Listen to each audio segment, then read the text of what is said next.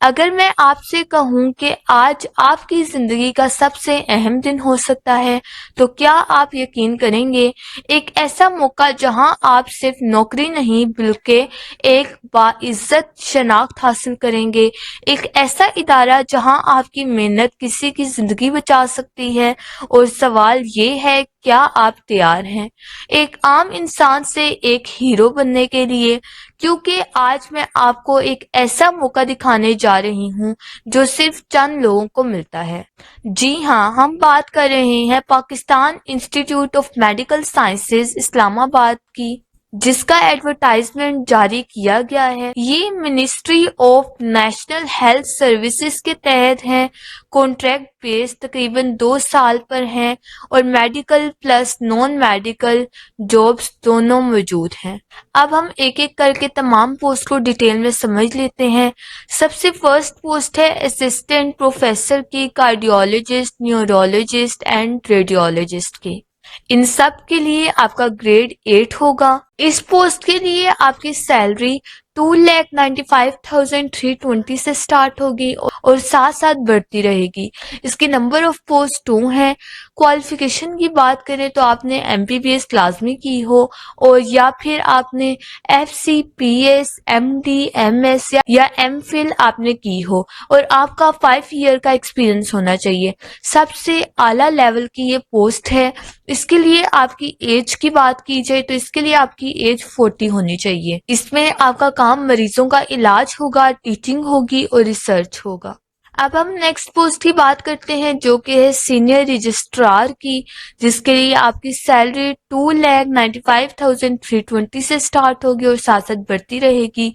इसकी number of post 2 है। इसके लिए आपने MBBS की हो या आपने PhD, FCPS, MD, MS या MPhil की हो और आपका 5 ईयर का टीचिंग एक्सपीरियंस भी होना चाहिए।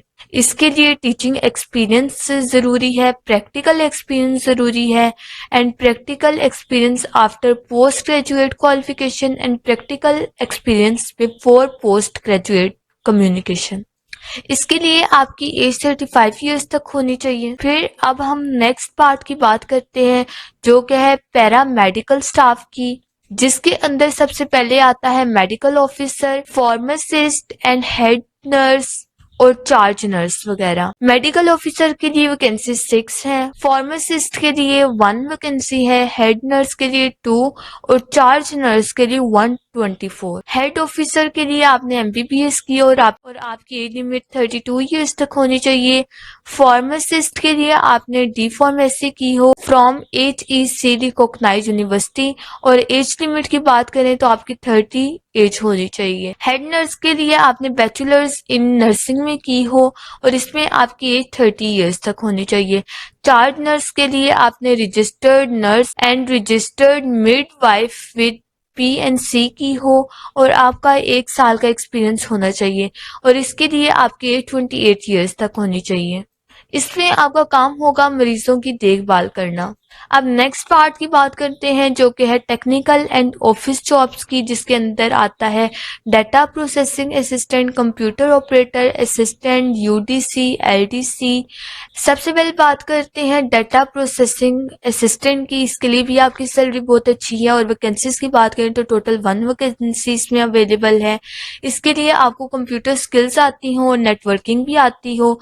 इसके लिए आपकी एज 28 ईयर्स तक होनी चाहिए। फिर नेक्स्ट बात करते हैं कंप्यूटर ऑपरेटर की। इसके लिए आपको IT नॉलेज होना चाहिए और डाटा एंट्री आपको आती हो। इसके लिए आपकी एज 28 ईयर्स तक होनी चाहिए। फिर अब हम बात करते हैं असिस्टेंट की, जिसकी टोटल वैकेंसीज 2 हैं। इसके लिए आपने 2nd क्लास और ग्रेड C बैचलर्स डिग्री की हो और जो कि HEC से रिकॉग्नाइज्ड हो। Higher education experience will be preferred and maximum age आपकी 28 ईयर्स तक होनी चाहिए।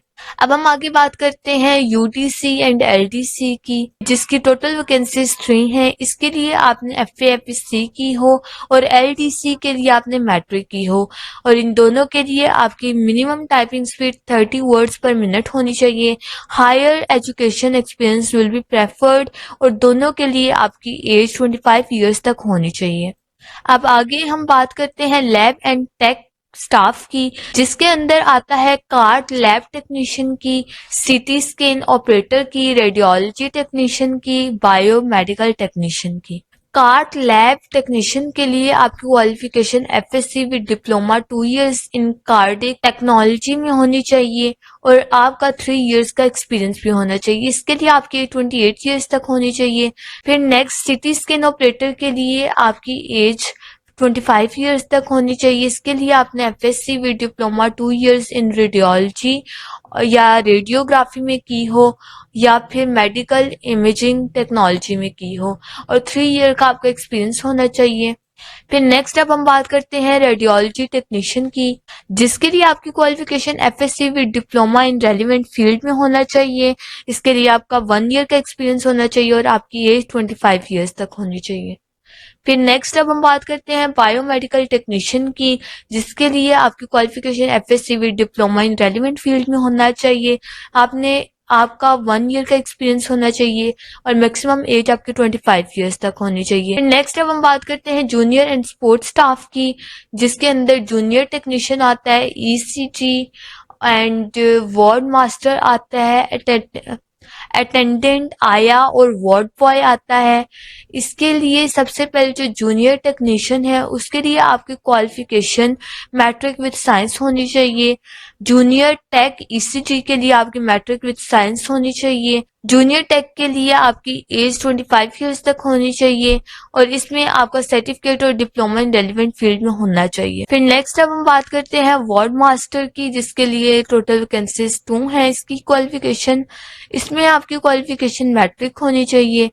इसमें आपका 3 ईयर का एक्सपीरियंस होना चाहिए और क्वालिफिकेशन और एज की बात करें तो 25 ईयर आपकी एज होनी चाहिए। फिर अब हम बात करते हैं अटेंडेंट की, जिसकी टोटल 5 वैकेंसीज हैं। इसके लिए आपने ओनली प्राइमरी पास हो और आपकी एज 25 ईयर्स तक होनी चाहिए।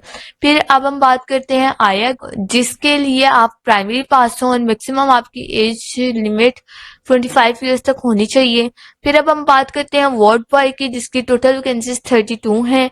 इसमें भी आपकी क्वालिफिकेशन प्राइमरी पास हो और इसमें आपकी एज लिमिट की बात करें तो 25 इयर्स तक आपकी एज लिमिट होनी चाहिए।